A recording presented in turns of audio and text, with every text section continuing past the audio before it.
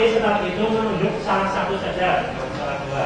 Menunjuk salah satu untuk menjadi juru bicara, ya, untuk menyampaikan di depan. Mungkin nanti saya kembali.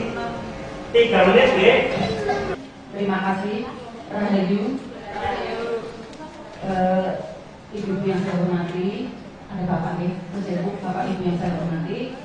Kita kesepakatan dari kita Perpu 3 ini, kesimpulannya, okay, yang pertama itu tentang HAM atau hak asasi manusia. Kemarin di materi hak dan asasi manusia itu sangat penting bagi kita semua. Setelah mengikuti pelatihan, kita semua jadi lebih tahu tentang HAM, asasi manusia HAM.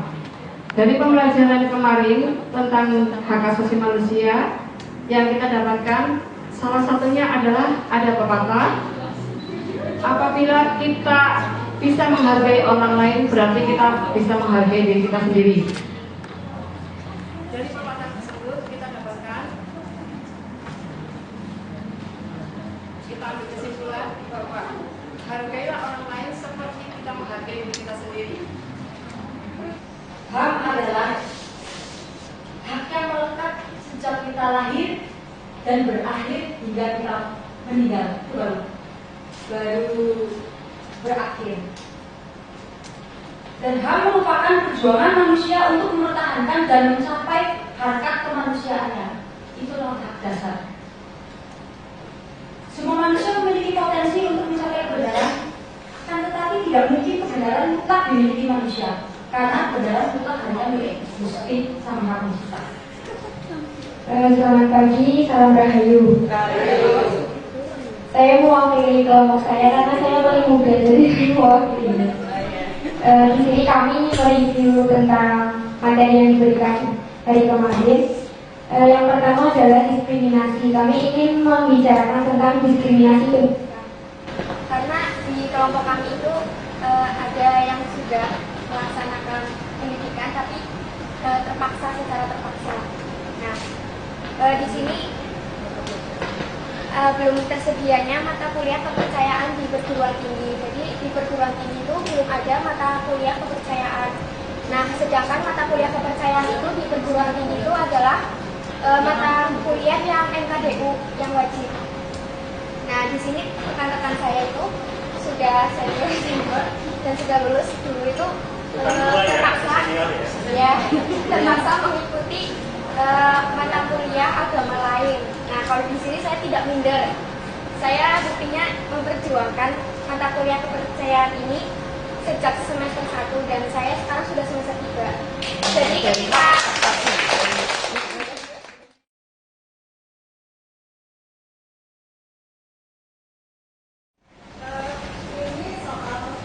gender, ada yang sudah pernah mendengar gender, soal gender? Apa artinya gender? Kesetaraan. Kesetaraan. Jadi gender itu kesetaraan ya?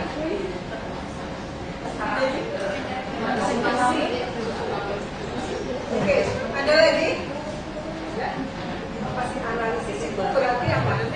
Analisis adalah sebuah proses melihat atau analisa dari data yang ada, dari data atau informasi yang berkaitan dengan fungsi perempuan, kedudukan perempuan, dan lainnya.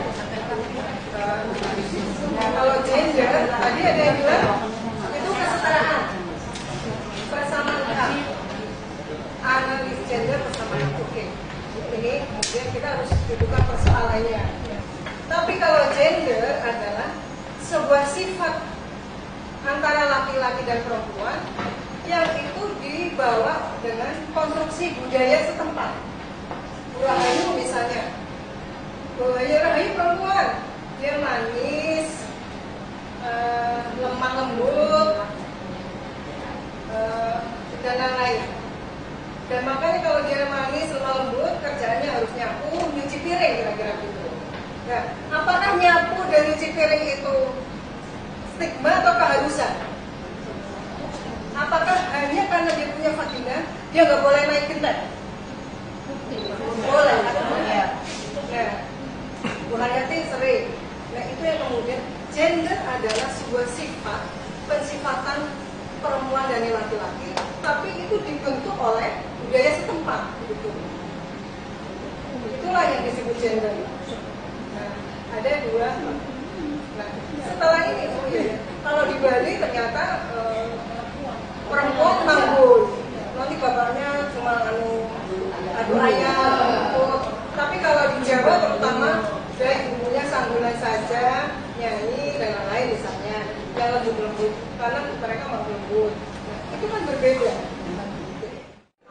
Marilah menari di atas menara, marilah menari di atas menara. Proses orang menganggap ini soal gender bahwa perlakuan, penghargaan, pengakuan seseorang itu hanya berdasarkan jenis kelamin, itulah yang menyebabkan ketidakadilan. Nah, di dalam proses ketidakadilan ini siapa yang dirugikan, Bu? Teman-teman, berarti perempuan. Banyak ketimpangan masalah yang ini. Siapa yang paling dirugikan di seluruh negara yang kita baca misalnya juga? Kenapa masih ada kelompok-kelompok sama Puan Haryati, Muslimah, Kristen gereja, kelompok Hindu, perempuan, karena mereka menganggap bahwa kita masih ketinggalan. Terus keterlibatan kita di dalam proses pengambilan keputusan juga sangat terbatas. Kenapa Ibu dan teman-teman? Hanya karena kita perempuan. Dan ini yang kemudian harus dilawan. Ini bukan soal kodrat lagi. Kalau saya hamil, saya menyusui, oke. Tapi kalau saya disingkirkan dari persoalan sosial, saya disingkirkan dari pendidikan, saya disingkirkan dari Puan Haryati karena perempuan, misalnya SMKI punya buku catatan perempuan di pertemuan-pertemuan, atau kemudian tidak boleh musrah bangdes hanya karena perempuan. Ini yang kemudian secara hukum atau misalnya karena sekarang ada hukum perlindungan anak dan perempuan, ya, ada undang-undang KDRT penghapusan juga.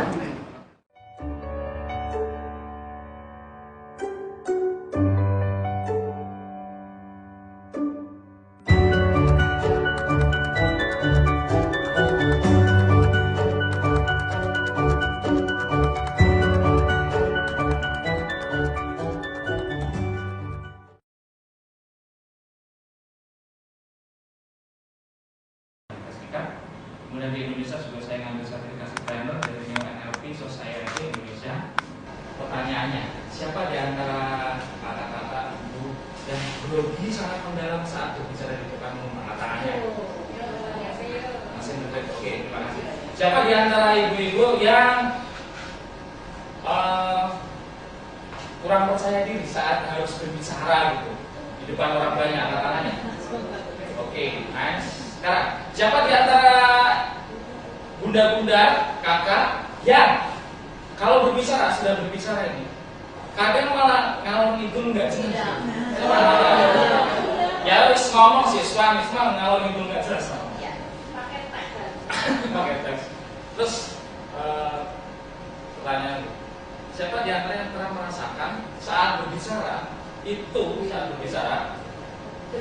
kadang-kadang nggak sampai yang mau pengennya A sampai A, tapi nggak sampai A, malah belok gitu. Siapa di antaranya suka ngalami? Ya oke.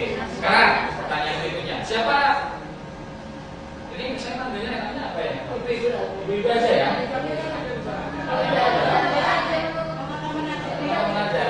Baik teman-teman, sekarang pertanyaan berikutnya, siapa di antara teman-teman yang ingin semakin percaya diri saat harus berbicara di depan umum? Tangannya katakan saya. Oke, nah, siapa di antara teman-teman yang ingin ketika berbicara nanti lebih sistematis? Angkat tangannya katakan saya. Oke, mantap. Siapa di antara teman-teman ya nanti saat berbicara bisa berpengaruh? Angkat tangannya katakan saya. Oke, nice. Berarti kan pengen semua ya. Lanjut kan? Oke, tahukah Anda bahwa profesi yang dengan bayaran paling besar itu ternyata orang yang bisa bicara? Nah, ini contohnya. Kalau yang ini sih belum. Ini sih pernah dibayar 2M. Makasih Mas. Terus pernah juga dibayar 4M. Makasih Mas, maaf merepotkan. Ya, pernah Mas, tapi karena tidak senang ya jadi disebutkan berproblem. Ini yang paling TV bayaran di mana atau di lobby 3 jam sesi seperti ini bayaran 1 miliar. 1 miliar. 1 miliar. Wow gitu ya. Kemudian ini dari Asia ini sampai 500 juta, ya 200 sampai 500 juta. Kemudian ini guru saya Pak Jamil Aja ini ketika di Cilacap kemudian isi para manajer Pertamina, Mas Bintang saya di Cilacap menyusul ya siap. Dan orang-orang lebih hormat, orang-orang akan ngikut, orang-orang manut. Kenapa orang manut? Karena kita berbicara dengan baik. Kok bisa ya? Padahal dia tidak punya apa-apa, mobil juga nggak punya, tapi kok bisa orang-orang bisa manut? Karena mungkin orang tersebut adalah salah satunya adalah punya kemampuan berbicara yang sangat baik. Kemampuan berbicara yang baik itu dapat meningkatkan karir. Kalau kita dalam situasi seperti ini, kita memiliki kemampuan berbicara yang baik, kita tuh lebih percaya diri. Ya nggak ini. Ya saya percaya diri aja, saya jalan seperti biasa. Saya merasa saya punya kemampuan berbicara yang baik. Di Berlin, non-blok waktu itu juga berbicara dan berbicara mampu mengubah dunia. Nah, mudah-mudahan beberapa waktu sedikit waktu ini bisa menginspirasi teman-teman semuanya. Kemudian ada perubahan, intinya ada kompetensi yang berubah di situ. Yang tadinya kurang percaya diri jadi percaya diri. Kemudian nanti tak kasih bonus bisa lebih sistematis sedikit. Ya. Aku karya Hairi Anwar.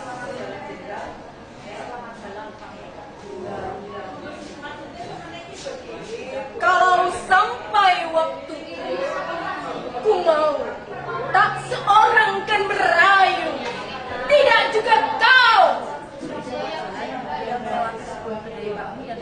Mencium harum aroma. Ia ingin sekali memesan semangkuk.